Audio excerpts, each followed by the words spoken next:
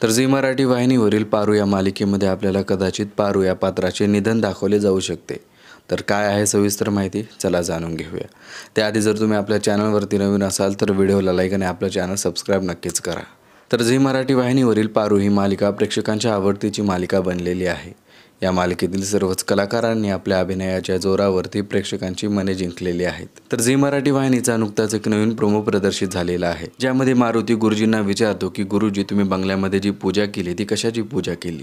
ज्यानंतर आपल्याला असं दाखवण्यात आलेलं आहे की गुरुजी पारूला बोलत असतात की या घरावरचं संकट जर टाळायचं असेल तर तुला मृत्यूशी सामना करावाच लागेल।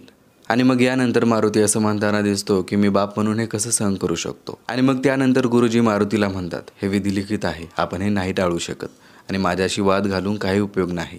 तर एकंदरीत पाहता या मालिकेमध्ये आपल्याला पुढे कदाचित पारूचे निधन दाखवले जाऊ शकते आणि मग काही दिवसानंतर पारू परत जिवंत झाली असं सुद्धा दाखवलं जाऊ शकतं। पण हे सगळं मालिकेची TRP वाढावी यासाठी मालिकेचे निर्माते हे सगळं करू शकतात। पारूचं मालिकेमध्ये निधन दाखवणं म्हणजे मालिका बंद करण्यासारखं आहे। पारू हे मालिकेचे मुख्य पात्र आहे, त्यामुळे आपल्याला पारूचे निधन काही दिवसांसाठी दाखवले जाऊ शकते, ते फक्त TRP साठी। पण खरंच पारूचे निधन या मालिकेमध्ये होईल असं दाखवलं जाऊ शकत नाही, कारण पारू ही मालिका तिच्यावरच आधारित आहे। तर तुम्हाला काय वाटतं, झी मराठी वाहिनीवरील पारू या मालिकेमध्ये पारूचे खरंच निधन दाखवण्यात येईल का?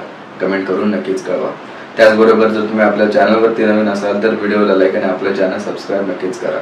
धन्यवाद।